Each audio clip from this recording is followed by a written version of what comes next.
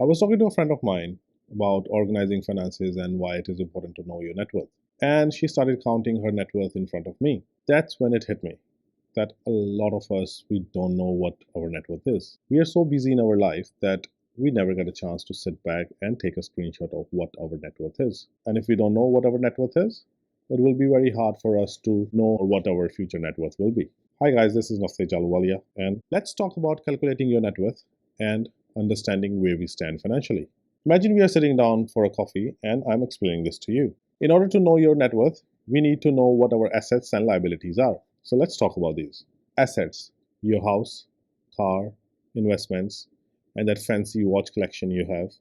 These all are your assets. They are like pieces of your financial puzzle. Add up their value to know how much your assets are worth. Liabilities. Now let's talk about how much you owe. Mortgage, car loan, credit card debt, student loan. These all are your liabilities. Now add all of these liabilities and come up with the number. Subtract the total amount you owe from your assets. This will bring us to a number which is our net worth. It is like your financial scorecard. If it is positive number, perfect, you are doing great. And if it is a negative number, don't worry, there is always room for improvement. Calculating your net worth is like checking your financial pulse. It is a good habit to do it regularly, just like you do your regular health check. Let's talk about how often you should check your net worth. First of all, do an annual checkup of your wallet. At least once a year, gather all your financial information. Add all your assets and subtract the total amount of money you owe from your assets. And this will give you an updated number on your net worth.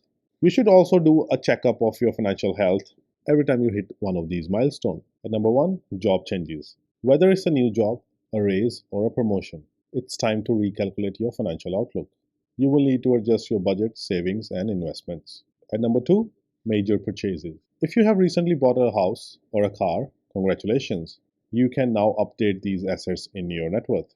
And number three, debt. If you have recently paid off your debt, it's time to update your numbers. Now you can adjust your debt to income ratio and you can allocate these freed up funds towards other financial goals. Once you know your net worth, look at the number. While looking at this number, think about this. Do you consider yourself a wealthy person? If we look at the qualitative side, after basic necessities are taken care of, feeling wealthy is influenced by life events. It's like having those sudden happy moments, such as becoming a house owner, taking your family to vacations every year, or an unexpected bonus. But if we look at the quantitative side, you will be considered wealthy if your net worth is significantly higher than the average net worth of the country you're living in. But according to the book, The Millionaire Next Door, a simple formula can tell you if you are a wealthy person or not. So what is the formula? Your age times your pre-tax annual household income from all the sources divided by 10 will give you your expected net worth.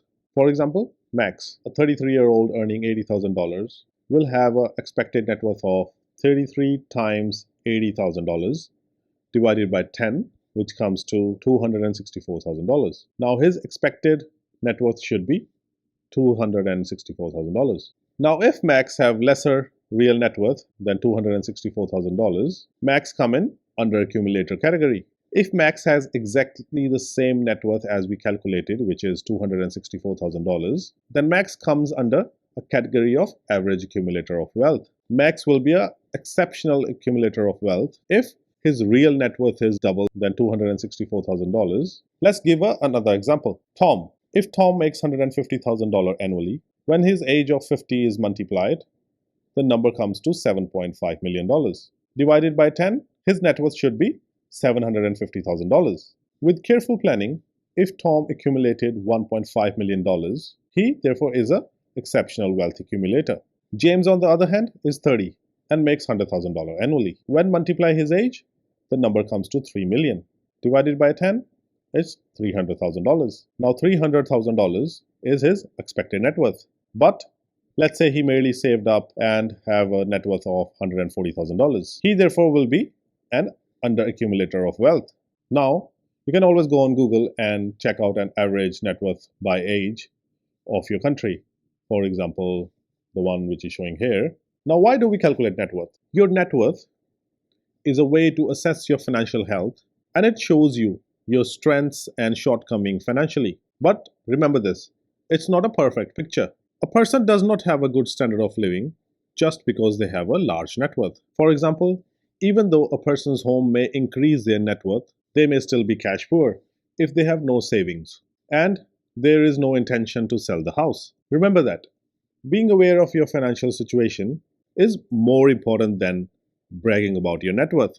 Let's talk about how we can grow our net worth. At number one, reduce your debt. Paying down your liability is very important for your net worth because your net worth is influenced by the amount of loans you owe. So make sure you pay off your debt as soon as possible. You can start by paying off your smallest debt first and by making minimum payments on the rest of the loans. You can always check out my video on how to pay debt faster. Number two, maximize your retirement account. Try to make use of any retirement benefits your employer may provide to the fullest, especially if they are willing to match a portion of your contribution. Your net worth is highly influenced by these assets. Number three, invest in high yield saving accounts. You might not be receiving the best interest rate you can get on your saving accounts at your bank, since you may not be aware that there are many different kinds of accounts available, such as certification of deposit, money market account, or high yield savings account. These savings account can provide you a better return on investment than your standard savings account. But they might also have restrictions on how much withdrawal you can take. At number four, sources of income. Consider developing additional revenue streams if you are looking to increase your income. There are many ways to earn some extra money on the side, such as taking freelance work, making real estate investments, or launching a podcast. Number five, reduce spending. Making cost reduction whenever possible is the best way to preserve your asset. Find out how much you are spending on your groceries, dining out, entertainment, subscription services, or any other expenses. You can always check out my budgeting video to make sure that you are not spending more than required in any of these areas. The bottom line is the greater your net worth, the greater is your prospect of having a financial security, especially during those retirement years. Starting to save early is the greatest approach to get ready. Think about your retirement goals as well as your daily expenses. Then adjust your goals accordingly. Remember, starting to save early is the greatest approach. Alright, guys, that's all for today, and I hope you get something of value from this video. And I will see you soon with another video next Sunday. Until then, goodbye.